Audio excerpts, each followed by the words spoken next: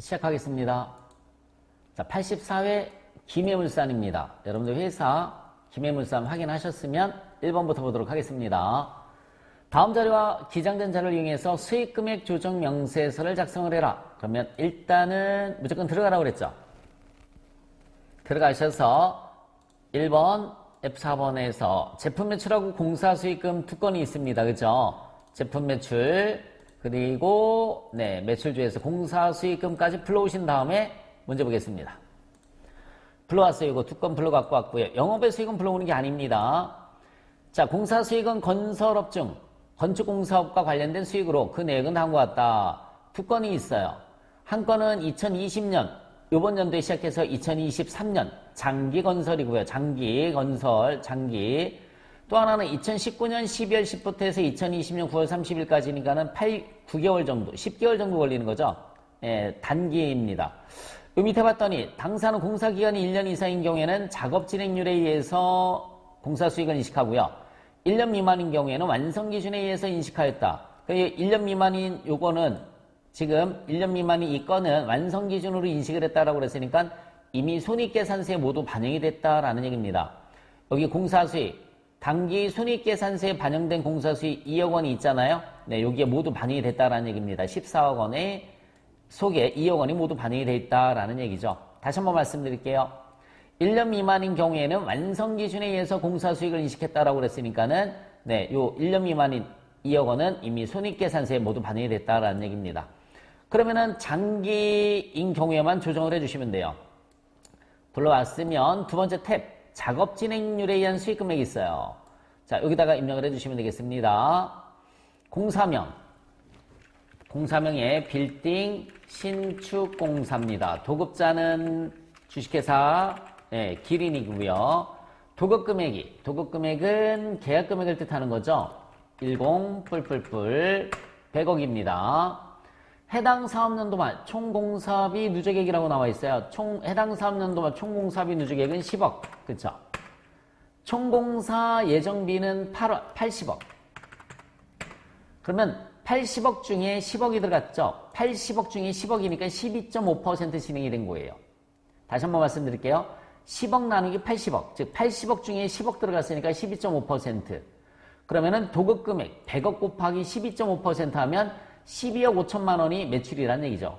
근데 12억 원만 계상을 했습니다. 12억 원만. 자, 다시 한번 말씀드릴게요. 계약금액이 100억이에요. 계약금액이 100억. 총공사 예정비 중에 80억 중에 단기에 10억이 투자됐으니까는 12.5%가 진행이 된 거죠.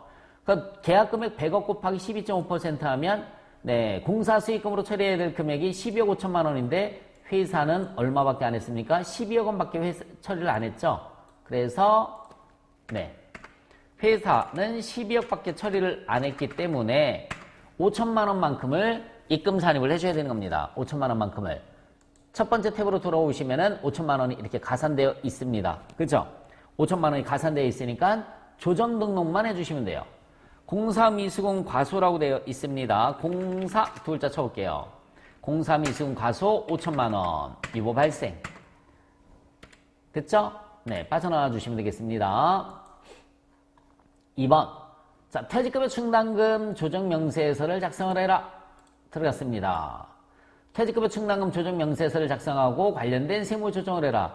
이 퇴직급여 충당금 조정 명세서는 공식대로 돌아간다라고 그랬어요. 공식. 그래서 퇴직급여 충당금 한도액을 구하는 공식은 1번과 2번 중 작은 금액이라고 그랬단 말이에요. 1번과 2번 중 작은 금액. 자, 그래서 1번은 총급여 곱하기 5%. 근데 이 총급여에게는 신규 입사자, 퇴사자, DC형 연금 가입자는 반영되지 않는다. 그리고 임원 상여 한도 초과 역시 마찬가지입니다. 임원 상여 한도 초과는 반영되지 않는다라고 그랬어요.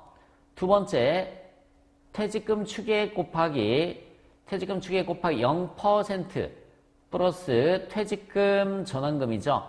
플러스 퇴직금 전환금 마이너스 기초 충당금 마이너스 충당금 부인액 마이너스 퇴직금 지급액 이렇게 기초 충당금 마이너스 충당금 부인액 마이너스 퇴직금 지급액 둘 중에 작은 금액이 퇴직금 한도액이 되는 겁니다.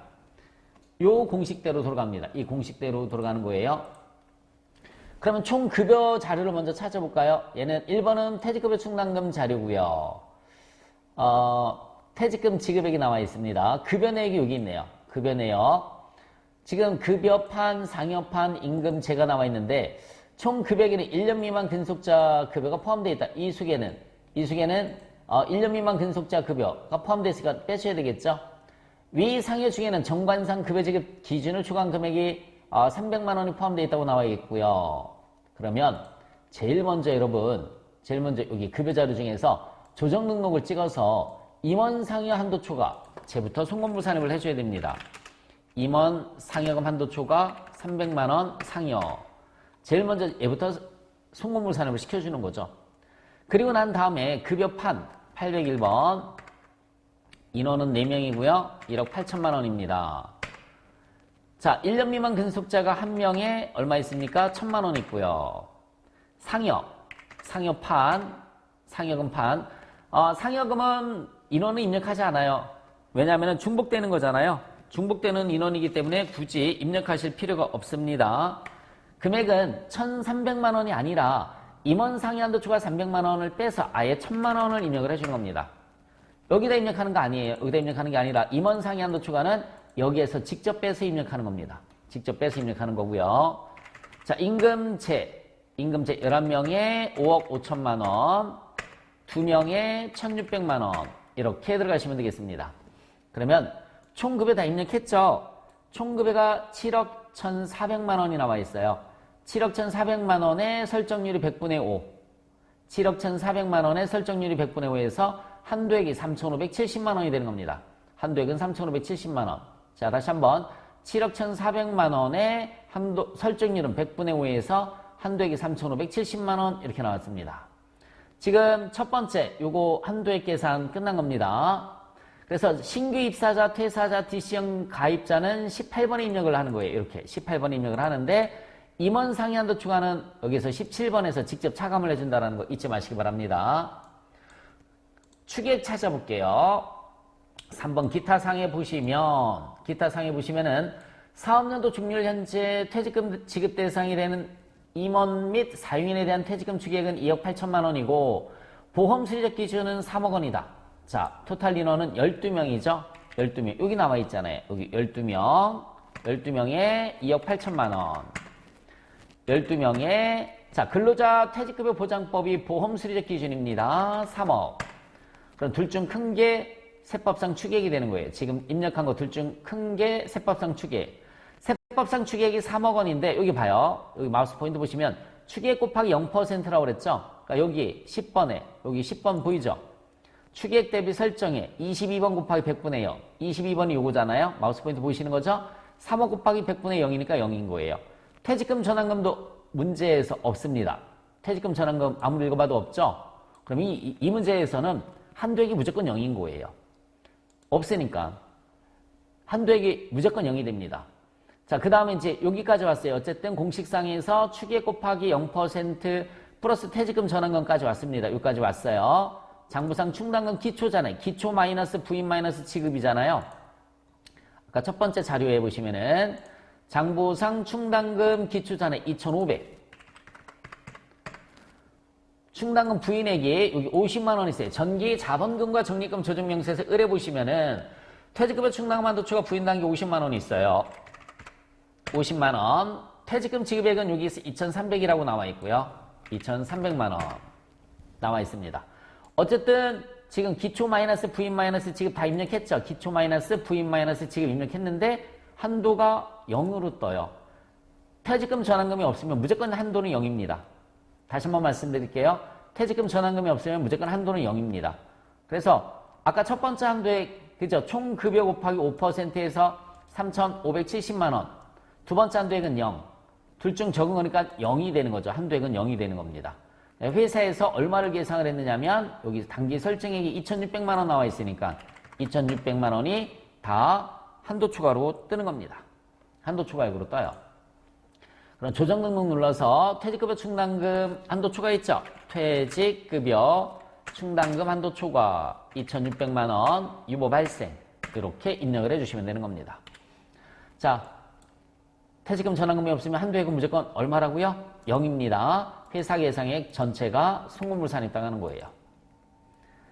자, 3번 제7기 사업년도 기말 재고자산에 대해서 법인세법에 따라서 재고자산평가 조정 명세서를 작성을 하고 필요한 세무조정을 해라.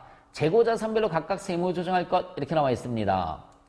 제품의 평가 방법을 선의선출법으로 신고하고 평가하였다라고 나와 있어요. 그러면 재고자산평가 조정 명세서 들어가셨으면 자, 하나하나 한번 해보겠습니다. 제품의 평가 방법을 선의선출법으로 신고하고 평가하였다. 신고일은 제품과 원재료는 2014년 3월 31일에 2014년 3월 31일에 선의선출법으로 신고하고 평가도 선의선출법으로 그러니까 잘했죠? 여가 되는 겁니다. 두 번째, 제공품의 평가 방법은 신고를 안 했어요. 무신고입니다. 신고를 안 했으니까 무신고가 되는 거고요. 무신고 시에는 선의선출법을 하라고 그랬는데 제공품의 평가 방법은 총평균법으로 신고를 했다고 나와 있어요. 총평균법. 네, 잘못했죠? 부가 되는 겁니다.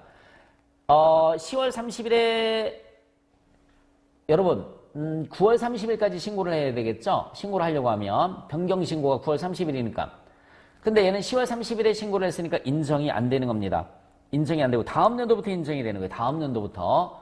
그래서 최초의 재고자산 평가 방법은 법인세 신고할 때지만 변경신고를 할 때는 9월 30일까지라고 그랬어요. 얘는 신고를 안 했다가 총평균법을 하는 거니까는 변경신고란 말이에요. 9월 30일까지 했었으면 되는데 10월 30일 했으니까는 이건 인정이 안 돼요. 그래서 무신고 총평균법 잘못된 겁니다. 자, 원재료 평가 방법 원재료 2014년 3월 31일이라고 그랬고요. 총평균법으로 신고하고 평가했으나 총평균법 맞게 했어요. 근데 30만 원만 과소평가를 했을 뿐이죠. 그죠? 총평균법으로 신고 평가했으니까는 맞기는 했는데 30만 원 과소평가했다고 그랬죠. 그러면은 여기서 이제 하나하나 한번 해보도록 하겠습니다. 자, 제품 먼저 밑에서 150번의 제품이에요. 회사 계상액은 얼마입니까? 900만 원. 900만 원. 제품은 선의선출법 맞게 했어요. 그래서 900만 원. 조정할 게 없습니다. 조정할 게 없는 거예요. 두 번째 제공품이에요. 169번의 제공품. 회사에서 계상한 금액이 얼마냐면 650만 원. 근데 여러분 제공품은 평가를 안 했어요. 신고도 안 했어요. 그러면 입력할 거 없고요. 선의선출법을 입력하는 거죠. 선의선출법. 750만 원. 그랬더니 조정액이 얼마 뜹니까? 100만 원 떴어요. 제공품은 신고를 안 했으니까 신고 방법을 입력하는 게 아니란 얘기죠. 선의선출법 금액 한번 입력하는 거예요. 그러면 둘 중에 큰 거잖아요. 750만 원으로 평가를 냈어야 되는데 650으로 과소평가를 냈으니까 100만 원만큼 입금 산입해 주시면 되는 겁니다. 조정 등록 찍어서 제공품이 없어요. 그죠? 제공품이 없습니다. 그러면은 직접 입력 찍어 주시고요. 직접 입력 찍어 주시고 제공품 평가감 100만 원. 유보 발생입니다. 자, 그 다음에 세 번째 줄 원재료입니다. 153번의 원재료.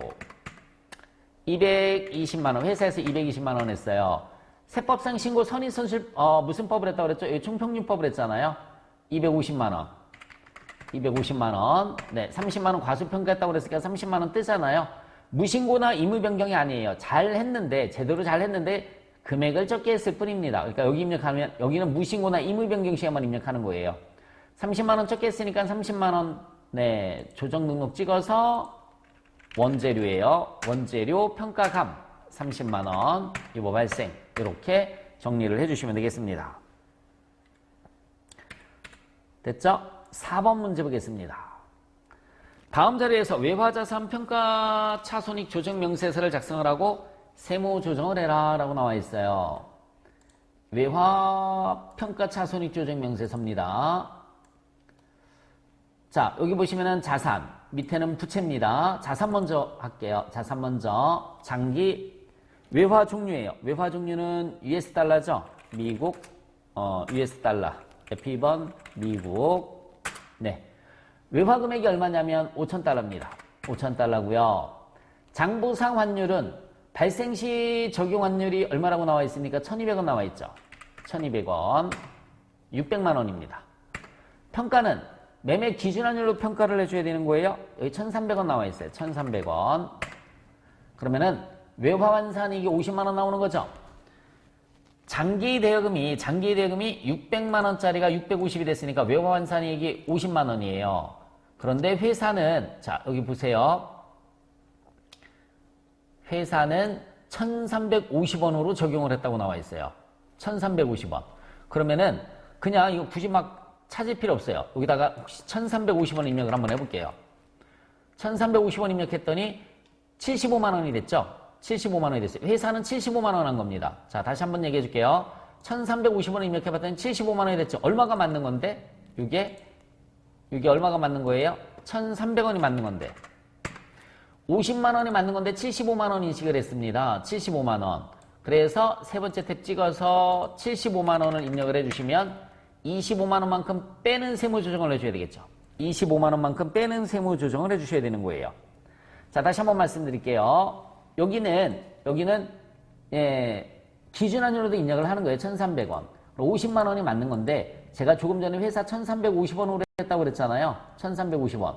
그래서 1,350원을 입력을 한번 해본 것 뿐이에요. 그랬더니 회사는 75만 원 했구나. 다시 이걸 1,300원으로 붙여주시고요. 회사 계상에 75만 원 입력을 해주시면 여기 마이너스 25만 원이 이렇게 뜹니다. 그러면 조정 등록 찍어서 빼줘야 되는 거니까 입금불산임 맞죠? 외화자산 이익을 25만 원만큼 빼줘야 돼요. 유보 발생입니다. 유보 발생. 자, 그리고 일단은 삭제를 할게요. 일단은 삭제를 하고요. 삭제를 하고 부채를 또 입력할게요. 부채. 조금 이따 다시 입력할 거예요.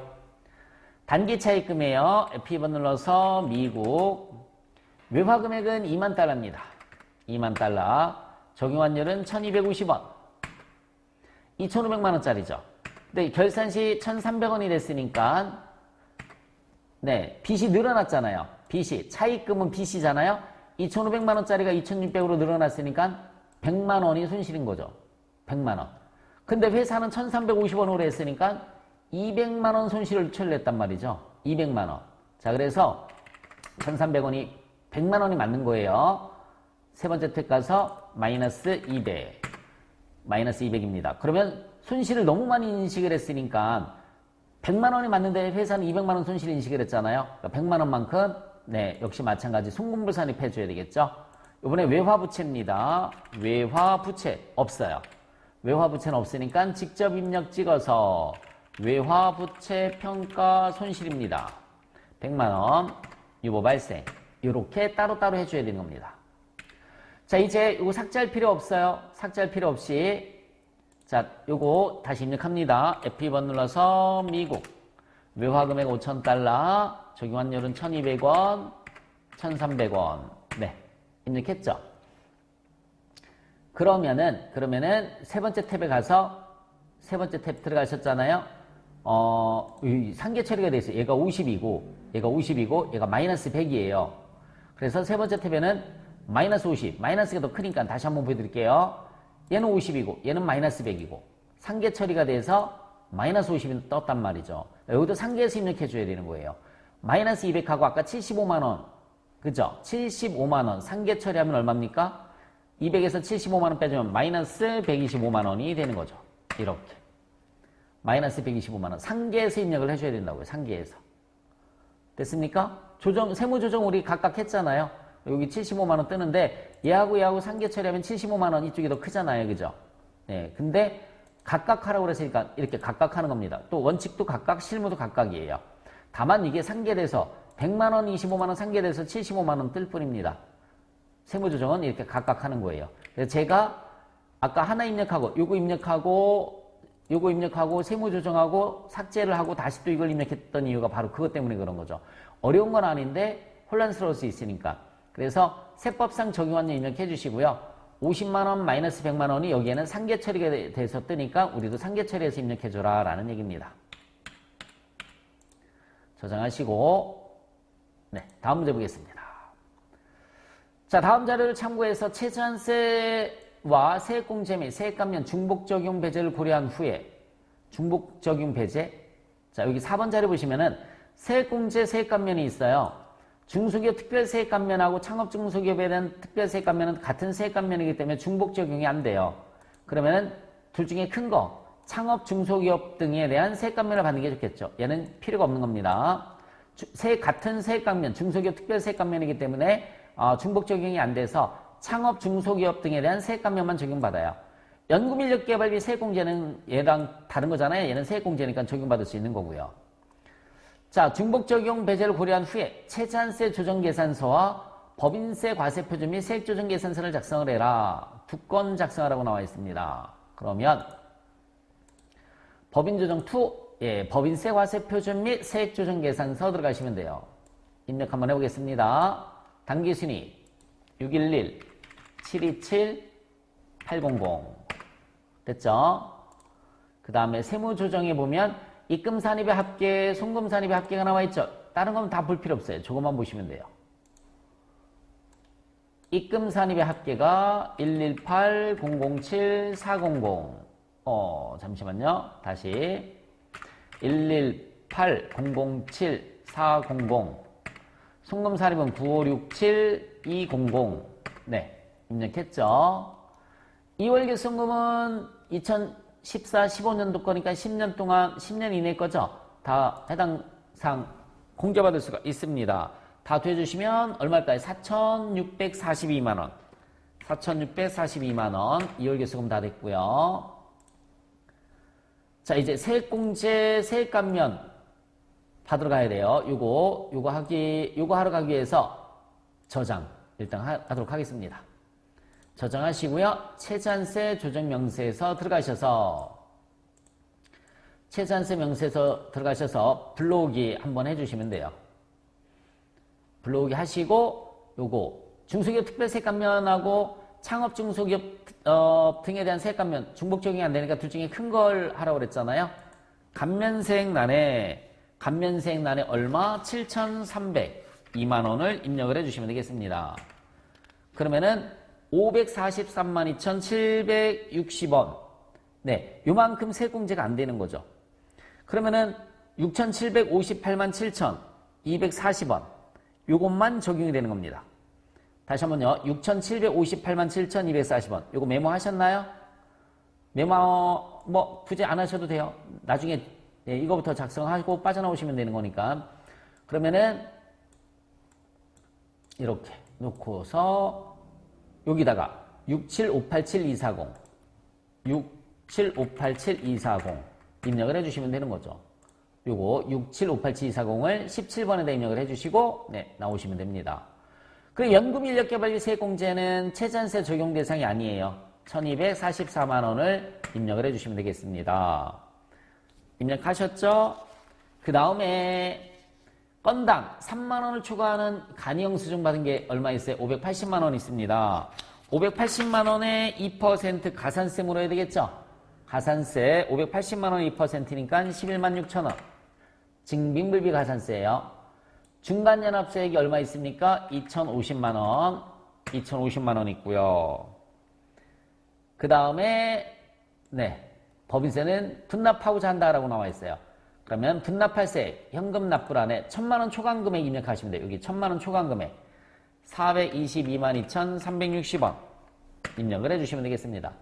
그럼 가산세는 분납이 안 되기 때문에 1,011만 6천원을 이번에 납부를 하시면 되는 거고요. 나머지 422만 2,360원 나중에 납부를 하시면 되는 거죠. 가산세는 분납이 안 되는 거거든요.